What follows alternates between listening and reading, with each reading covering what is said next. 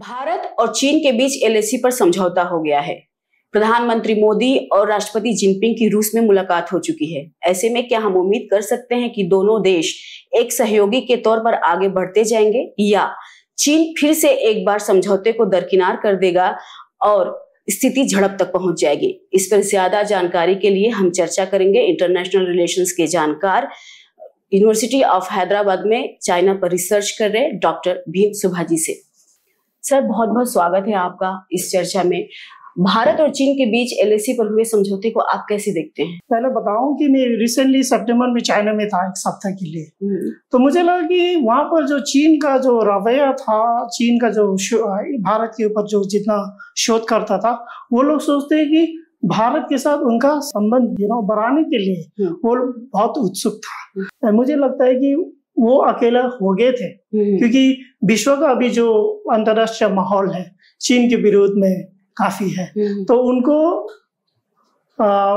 विश्व में कुछ करने के लिए भारत के साथ आना बहुत जरूरी है। और ये दोनों देश अभी एशिया का सबसे लार्जेस्ट एंड विश्व का भी बहुत बड़ा देश है, जनसंख्या पर भी, इकोनॉमी के स्टैंडर्ड से भी।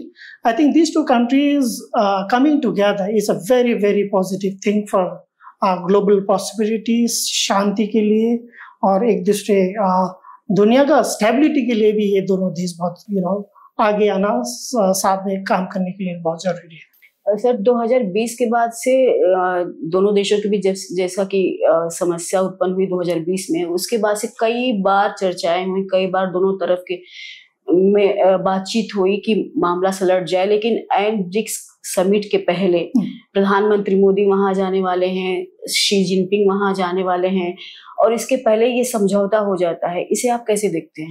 मैं एक्चुअली ये देखो, ये इंटरनेशनल रिलेशंस में हम लोग कूटनीति की बात करते हैं, तो एक ये ऐसा इवेंट फुल हो गया, तो एक्चुअली वो कूटनीति हम लोग विश्व पॉलिटिक्स के हिसाब से देखना चाहिए। ये नहीं कि भारत और चीन के सिर्फ विरुद्ध, और जो रूस और यूक्रेन का समस्या भी है, अभी गाजा वेस्ट एशिया में भी प्रॉब्लम चल रहा है, तो और फिर चीन और रशिया का भी दोस्ती बहुत अच्छा है। तो अभी हमेशा ये लोग भाई भाई हमेशा रहने के लिए सोच रहे हैं, तो इसलिए एंड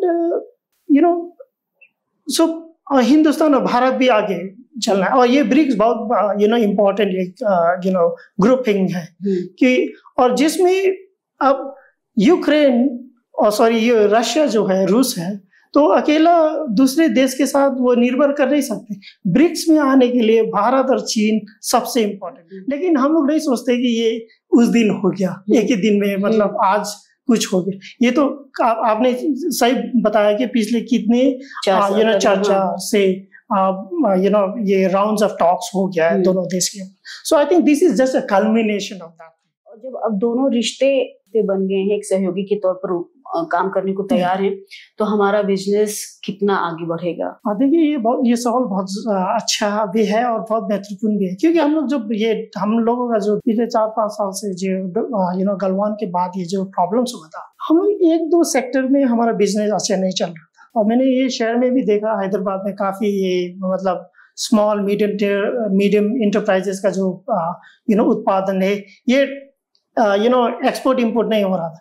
लेकिन जो टेक्नोलॉजी का high and technology, innovative technology का ये मतलब एक्सपोर्ट काफी हो रहा था, क्योंकि जैसे दवा का जो रसायन है चीन से आता है, कितने चीज, तो इनमें ये तो बहुत महत्वपूर्ण है। जैसे अभी कोविड के टाइम में भी ये प्रॉब्लम्स हो रहा, तो इसलिए इस हाईटेक इंडस्ट्री जो टेक्नोलॉजी में ट्रांसफर में काफी मतलब उसमें चल रहा था।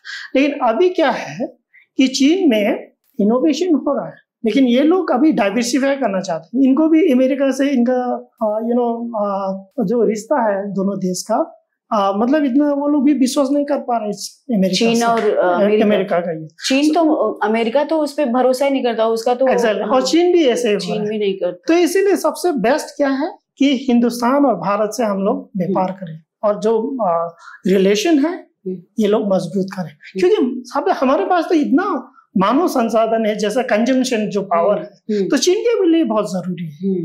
और चीन इतना उत्पादन करते हैं, कहाँ जाता है? भारत में आना चाहिए, उनके सबसे नजदीक मार्केट भारत। तो इसलिए I think that becomes so important for China to really establish I think.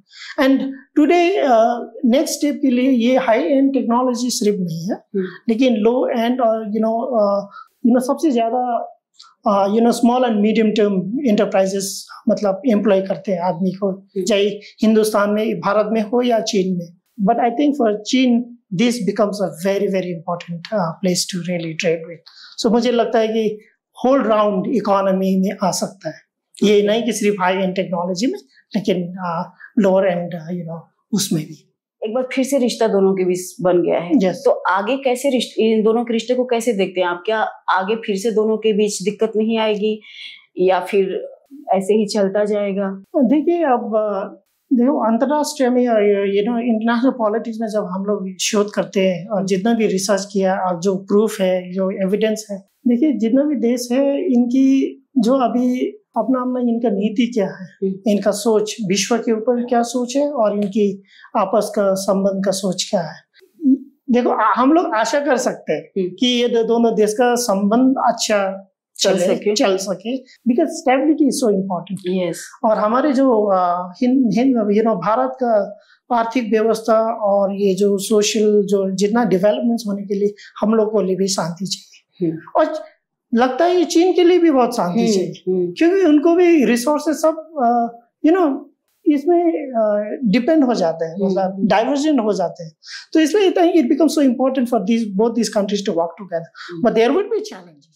लेकिन ये जो दिक्कत है दोनों देशों के बीच, जो सीमा विवाद है, ये आखिर क्यों, क्या रीजन है, क्यों नहीं सॉल्व होता है? देखिए इसकी विरासत में जो भी मैं बोला था ये पहले से भी था, और ये अभी एक बार में हल नहीं कर सकता है। ये दोनों आपस देश में जो अब देखो we have very strong leaders in both this countries and I think they are the best people to solve this, not through wars, but ये लोग डिबेट करने और ये कूटनीति के बातचीत के दौरान ये कर सकते हैं।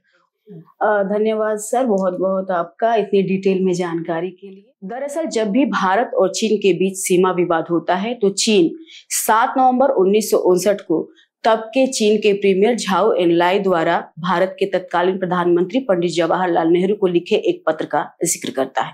हालांकि नेहरू जी ने उस पत्र में लिखी बातों को नकार दिया था।